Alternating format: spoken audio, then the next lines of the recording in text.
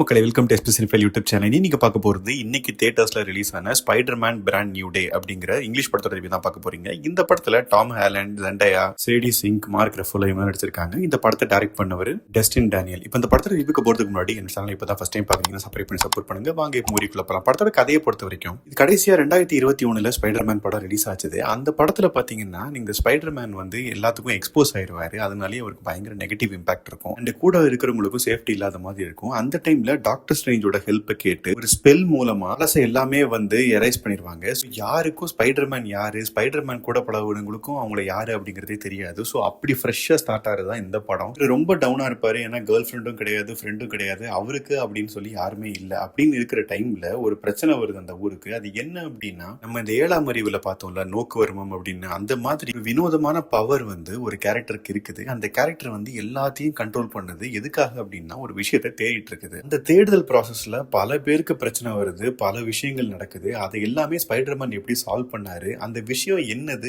எதுக்காக அதை தேடுறாங்க, அதை தேடுறது யாரு, இது ஒரு பக்கம் போனாலும் ஸ்பைடர்மேனோட கேரக்டர் அவங்க ஃப்ரெண்ட்ஸுக்கும் ஜெண்டயாக்கும் ரிவீல் ஆச்சுதா இல்லையா அப்படின்னு ஒரு ட்ராக். இது ரெண்டுமே சேர்ந்து என்ன நடந்தது அப்படின்னு பாக்குறதா இந்த படத்தோட மொத்த கதை. இப்போ இந்த படத்தோட பாசிட்டிவ்ஸ் அண்ட் நெகட்டிவ்ஸ் பார்க்கலாம். எனக்கு முதல் பாசிட்டிவ் தோன்றது, ஸ்பைடர்மேன் அப்படின்னாலே நமக்கு ஒரு எக்ஸ்பெக்டேஷன் இருக்கும். ஒரு நல்ல ஒரு சார்மிங்கான ஹீரோ, நல்ல ஃபைட் பண்ணுவாரு, பயங்கரமான விஷுவல்ஸ் இருக்கும் அண்ட் சிஜி ஒர்க் இருக்கும் அப்படின்னு பயங்கர எக்ஸ்பெக்டேஷன் இருக்கும்ல. அந்த எக்ஸ்பெக்டேஷன் எல்லாமே இந்த படத்துல பூர்த்தி பண்ணிருக்காங்க. விஷுவல்ஸை பாக்குறதுக்கு அவ்வளவு பிரம்மாண்டமா இருக்குது. ஃபைட் சீக்வன்ஸ் எல்லாம் சூப்பரா கோரியோகிராஃப் பண்ணியிருந்தாங்க. ஹல்கோட கேமியோ பக்காவா புரிஞ்சிருந்தது அந்த கதைக்கு ஏற்ற மாதிரி. இந்த பெர்ஃபார்மன்ஸை பொறுத்த வரைக்கும் டாம் ஹாலண்ட் சூப்பரா நடிச்சிருந்தாரு, குறிப்பா எமோஷனல் சீக்வன்ஸ்ல. அதே மாதிரி சேடி சிங்க்கும் ஒரு வெயிட்டான கேரக்டர், அது நீங்க படத்துல பார்த்து நீங்க தெரிஞ்சுக்கோங்க. அவங்களும் சூப்பரா பெர்ஃபார்ம் பண்ணியிருந்தாங்க. இந்த படத்துல நான் சொன்ன மாதிரி எமோஷனல் சீக்வன்ஸ் நல்லாவே ஒர்க் அவுட் ஆயிருக்குது. அண்ட் அங்கங்க வர காமெடியும் நல்லா இருந்தது பாக்குறதுக்கு. கிளைமேக்ஸ் ஃபைட் சீக்வன்ஸ் ரொம்பவே சூப்பரா எடுத்திருந்தாங்க. டெக்னிக்கலா சினிமோட்டோகிராஃபி அண்ட் பிஜிஎம் ரெண்டுமே ரொம்பவே நல்லா இருந்தது. இதெல்லாம் தான் இந்த படத்தோட பாசிட்டிவ்ஸ். நெகட்டிவ் சைட் பார்க்கணும்னா எனக்கு பெரிய நெகட்டிவா இந்த படத்துல எதுவுமே தோணல. ஏன்னா எல்லாமே பூர்த்தி பண்ணியிருந்தாங்க இந்த படத்தை பொறுத்த வரைக்கும். அண்ட் ஒரே குறையா எனக்கு தோன்றது